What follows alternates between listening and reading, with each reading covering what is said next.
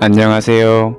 바게트입니다. 오늘의 주제도 흥미롭습니다. 이 두 나라는 현재 한국에 있어 큰 골칫덩어리가 되고 있는데요. 만일 두 나라가 전쟁을 하게 된다면 어떻게 될까요? 오늘은 두 나라가 전쟁 시 어떠한 일이 전개될지 가상으로 풀어보도록 하겠습니다. 양국은 기존의 문제와 틀어진 오해로 인해 갈등은 점점 격화되어 갑니다. 더불어 북한은 지속적인 매체 도발과 선전을 통해 일본의 반북 감정을 격상시킵니다. 동시에 북한 사령부는 중국과의 비밀리에 협상과 원조를 추진하며 조용히 전쟁을 준비합니다. 일본 또한 원래라면 대대적인 미군의 도움을 당연히 받았을 테지만 이분들이 개입하면 전쟁이 거의 반나절 만에 종료되기 때문에 일본 거주 미 해병대만 넣겠습니다. 사태가 심각해지자 일본의 증시뿐 아니라 한국 증시도 덩달아 폭락하기 시작합니다. 아베는 현 돌파구는 결국 어쩔 수 없이 전쟁뿐이라는 결론을 내리고 김정은의 돌파구는 애초에 전쟁이라는 주장과 일치되면서 전쟁은 기정사실화됩니다. 전쟁 직전 중국은 양국 사이에서 중립을 표명하지만 비밀리에 북한에게 간접적인 군사적, 식량적 원조를 단행합니다.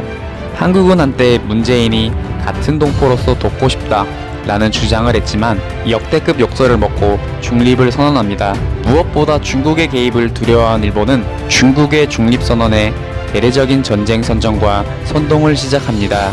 몇 일 뒤 북한은 일본 해상 정력의 주무기인 대포동 미사일을 발사하며 선전포고합니다. 일본은 북한의 동향을 유심히 파악하고 있었기에 이들의 미사일 공격을 예상했지만 전쟁 면분과 미 해병대의 참전을 위해 어느 정도의 희생을 의도적으로 치릅니다.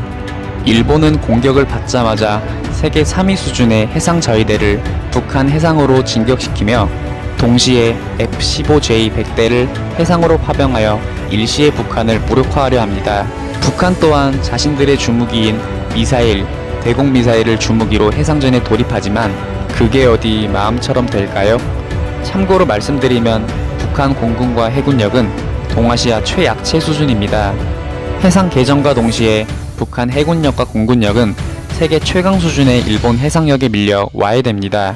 우월주의에 빠져있던 북한은 큰 충격에 빠지지만 곧 현실에 타협하고 일본 육상 정력의 북한 상륙과 자군 내 육지전에 대해 전투태세에 만전을 기합니다. 자위대 또한 대규모 북한 상륙대를 조직하여 미 해병대와 함께 작전 계획을 준비합니다. 아무리 일본과 미 해병 총력이라도 북한 본토에 쉽게 상륙은 불가할 것입니다. 북한은 모든 화력과 무기를 총동원하여 적을 저지하는 한편 최후의 보루인 핵무기 사용을 검토합니다. 결국 미 해병대의 막강 화력과 일본 공군력을 필두로 저지선을 뚫은 일본은 곧바로 북한 본토 상륙을 실시함과 동시에 북한 전역으로 진군을 시작합니다. 동시에 미 해병은 포격을 통해 북한 생화학시설, 핵시설을 무력화하며 북한 군사시설을 파괴시킵니다.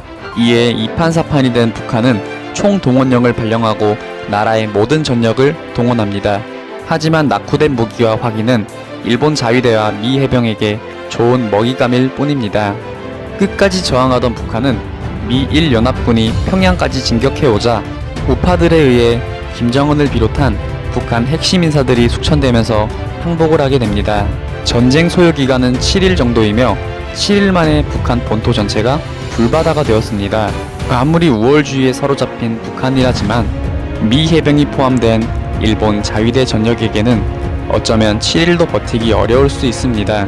제 아무리 핵무기라지만 넘을 수 없는 군 기술력과 군사력 그리고 경제적인 갭 차이가 있으니까요.